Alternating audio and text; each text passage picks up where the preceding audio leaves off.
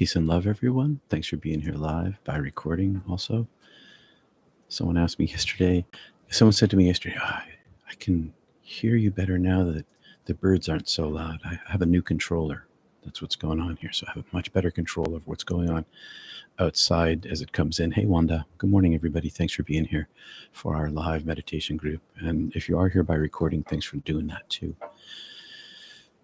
Peace and love.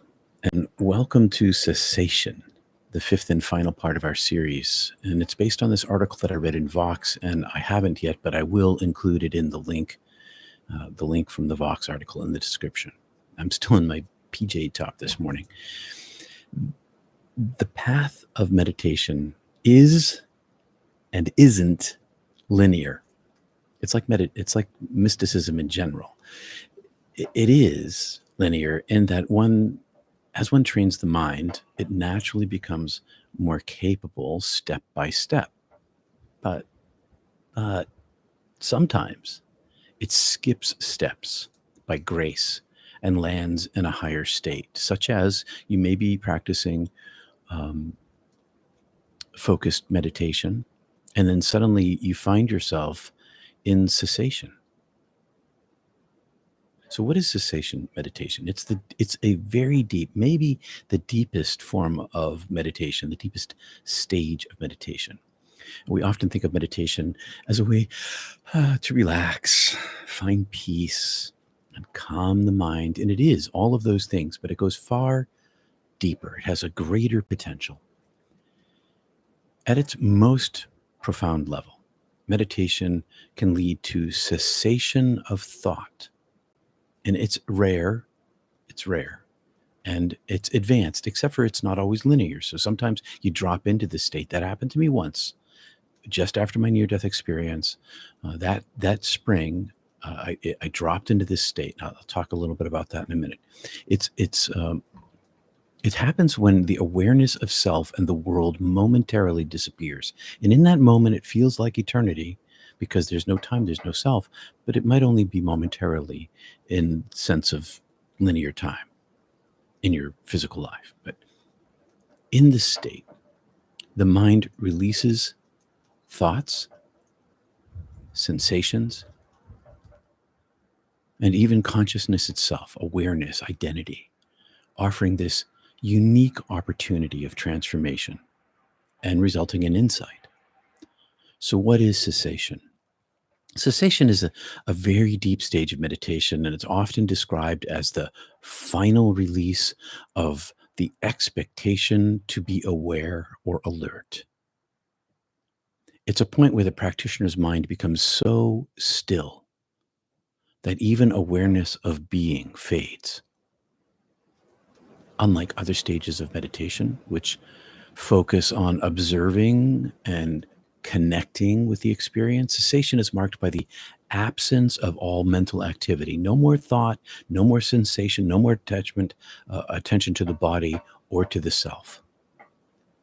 It's a state of stillness where consciousness itself temporarily extinguishes. Now, this happened one day. I was walking back from the university. I was in Bozeman, Montana, still an undergrad, still having just come back from my NDE. It was, I think we had gone on tour. I think this is the timing of it. We had gone on this theater tour. So I died. We went on this theater tour. I came back. It was late spring.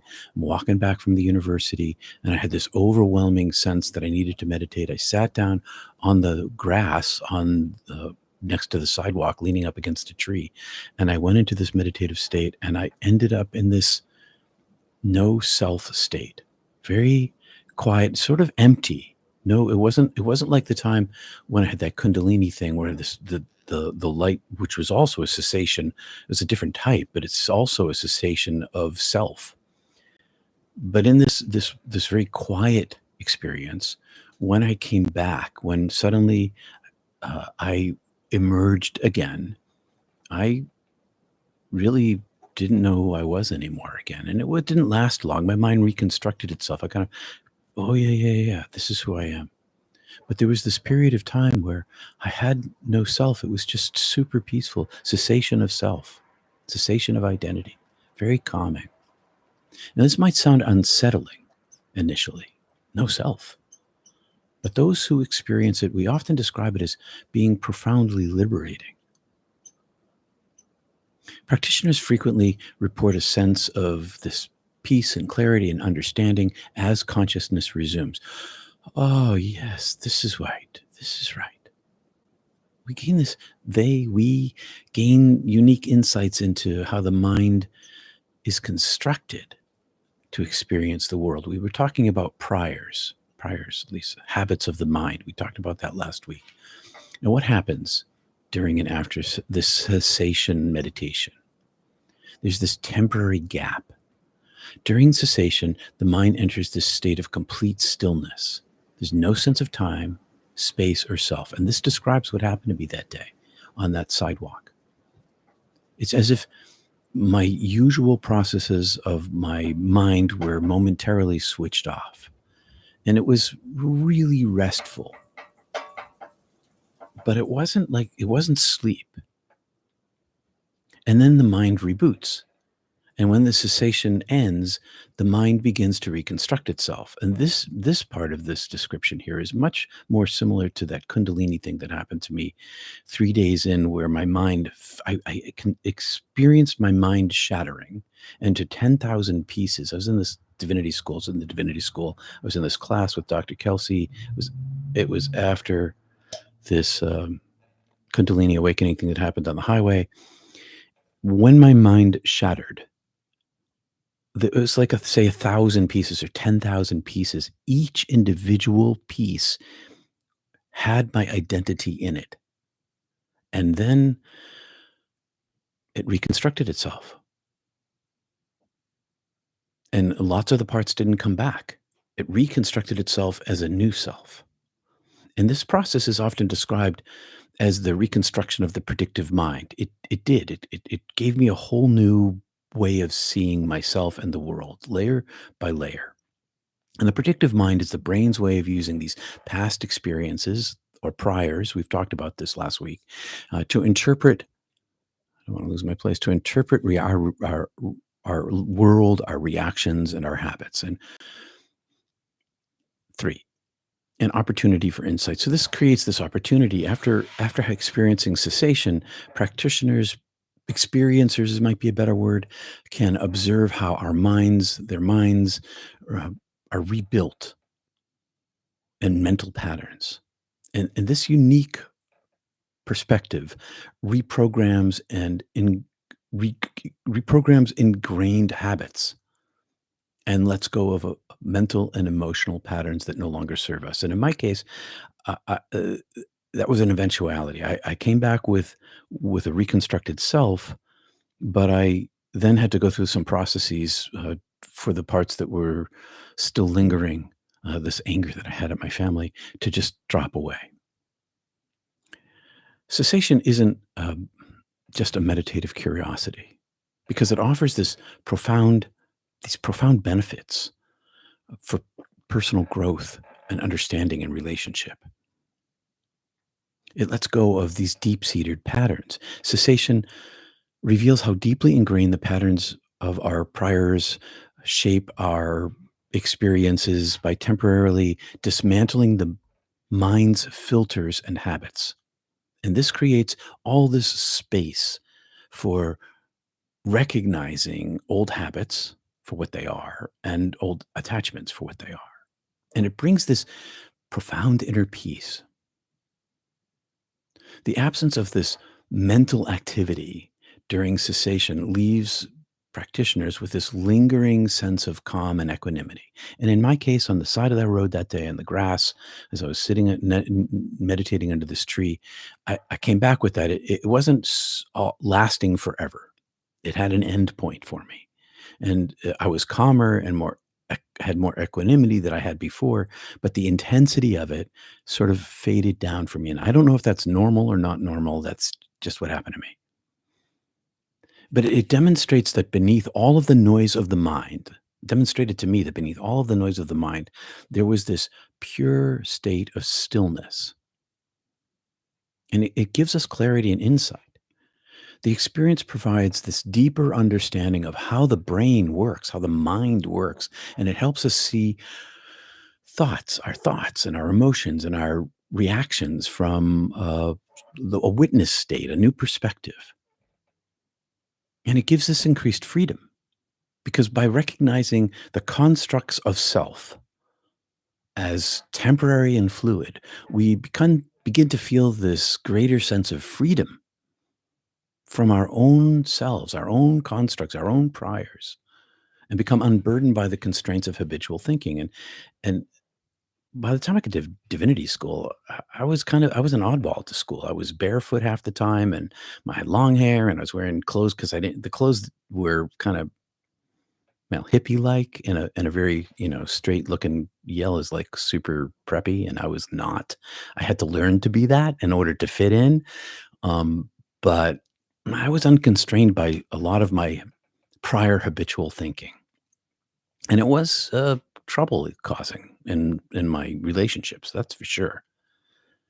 The journey to cessation is well, it's considered to be an advanced stage of meditation. But as I said, you can jump to it and jump back. It's not linear, okay? And it's often reached through years of meditation, of dedicated practice. And some of you have already discovered that as you meditate over years, because you've been meditating for years now, that suddenly the mind skips to the next experience. It skips from, as one of us happened to a couple weeks ago, from the focused chanting on the breath, writing it on your breath with your mantra, to the body kind of meditation, where there really is no linguistic thought, not discursive, but linguistic thought, where the thought is in the physical body, and it just happened for this person. That's what happens. Dedicated practice, these things just arise up in the practice itself. But it's not cessation is not a goal to chase. Just like it's the in order to reach satori, the last thing you have to give up is your desire for satori. It's just about being in the presence of the divine, not actually wanting the gifts of the divine. The same thing here. It's not a goal to chase. Instead, it emerges naturally, just like all this other stuff I've been talking about, and emerges naturally due to one's deepening meditation practice. The more one steps aside, the more these things happen, just naturally arises. The more one steps aside, the greater the capacity for the presence of the divine, as Jesus was talking about, as Yeshua was talking about, heaven here now. And this journey follows, okay, stages in meditation that you can think about it as stages. You get the focused attention stage. Practitioners, we concentrate on a single object, which we've been doing a lot of, such as breath to quiet the mind and develop focus. That's why we spend so much time on that. And then comes this mindfulness, this open monitoring. And once a focus is established, awareness expands to observe thoughts, emotions, bodily sensations. So switching from the mental focus of the language to the body, we've been practicing with the breath in the top of the throat, where you can feel the coolness of the breath on the intake at the back of the nasal channels. And on the exhale, you can feel it right there, working on the bodily sensation of it. But it also um, gives us this capacity to witness mindfully our thoughts and our sensations and our emotions without judgment or grasping, and fosters this equanimity. And then there's this non-dual awareness that we covered last week. At this stage, the distinctions between self and other dissolve, revealing this unified state of being. If you experience um, the bliss of the beauty, say you're walking in the woods, and see if I have any birds out there. Let's see. No, you're walking in the woods and you hear the beautiful sound of a goldfinch, and suddenly you're transported interiorly. This is and you kind of become the sound of the beauty of the goldfinch song. That's what we're talking about here, where the division between self and other is dissolved, and you're just in the being of the beauty. Something like that. It reveals this unified state of being that is all there is. And then there's this cessation, and it's finally. The practitioner lets go of all expectations. And it's funny the way that this is worded. It's not like I let go of my expectations. It's more like they let go of me. That's maybe a better way to put it. It I didn't like plan to let go. It just happened. And including the desire to be aware or attached to my own identity. It just happened. And then there's the sinking into the stillness of cessation. Cessation, well, it's abstract and it's difficult to grasp because it's non-languaged. We can't really talk about it. We can only talk around it. So it's helpful to approach it with curiosity rather than expectation, to participate rather than to anticipate, to be in the place rather than using your mind to think, is this what it is? Is that what it is? Just begin with your focused meditation, anchor your mind in a single point, like your breath, and quiet your distractions. Then, when you get to the place of mindfulness, allow that to expand your awareness. Notice your thoughts, your sensations, your emotions. But as they arise, don't run after them. Let them pass. And that practice of focused meditation will allow you to let them pass. You won't be grasping in the same way that you're not grasping at the practice at the chant itself as it sits on your palm like breath like a butterfly. The same processes attaches itself to no the same processes is what is used in the mindfulness practice where thoughts and cessations just arise and pass by and we don't grab after them. We don't run after them. Come back to your breath. Always come back to your breath. And then there's this letting go. And it's a gradual releasing of the need to focus on any one thing in this dual state of experience, non-dual rather, this non-dual state of experience where there's no need to even pay attention, witness state. Just allow the thing to flow. Just naturally be in the state. And with time and these practices, well, they can help the mind settle into the much deeper levels of stillness, making transformative states like cessation more possible, more accessible. And why does cessation even matter? What difference does it make? Cessation isn't about escaping the world or myself or my life or losing oneself, but about discovering this profound stillness beneath our mind's surface. It gets us this much closer to our original self. The only thing that stands in the way between me and God is me, my self awareness, my identity, my egoic attachment to myself. And I'll tell you, it's an ongoing process. It's not like these things that have happened to me have made me some sort of perfect being. They have not. I still, and in the interim after these experiences, I still have been developing priors and it's always working at this. But it does offer this glimpse into a more profound nature of your own reality, the nature of who we are, where the boundaries of self dissolve and the mind becomes this tool for transformation rather than the source of struggle. Cessation temporarily dismantles the predictive mind, the mind of the priors, creating this space for growth and healing and renewal. And it shows us that we're not defined by our thoughts, our habits, our emotions, or even our sense of self, but by something far more profound, this limitless awareness that is always present everywhere beneath everything.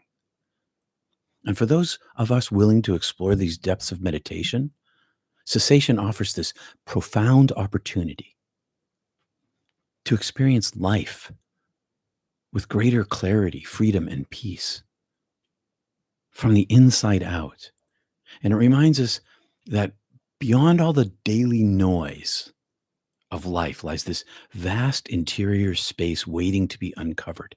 And so in the midst of all this noise, I go back inside and back inside and back inside, and I find my own self here. And this space, this interior space becomes this wellspring of insight and transformation through consistent practice. And that is the hard part for most people, the consistent practice, helping us reconnect with our true essence, your original self, your higher being, your true self, however you want to phrase that, your soul, it all leads to itself, one step after another. That's my little talk this morning. I talked longer. I told you these series were going to last longer each day. 20 minutes instead of 10 minutes. So we have less time to meditate. I'm going to say hi to folks and then we're going to drop in our meditation. Hey, Wanda, AL, good morning. Basilia, yay for the new tech. Yeah, yeah, thanks. It's been a process. Hi, Anne, living for joy. Good morning from Long Island.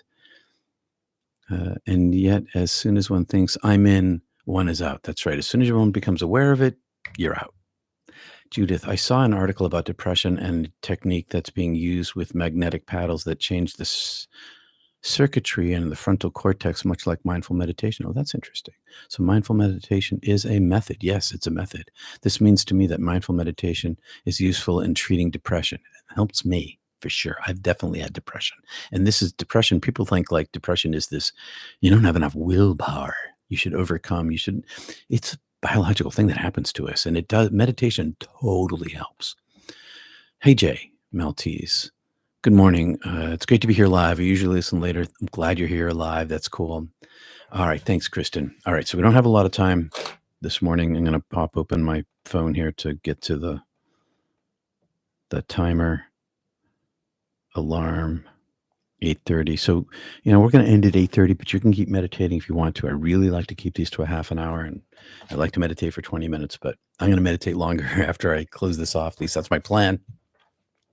So thanks, Wendy. Feet are flat on the floor. Spine is straight. I'll move my mic away so I don't have to listen to my breath. But let's start there. Inhale, pause. If you're new, practice a mantra on the inhale and on the exhale.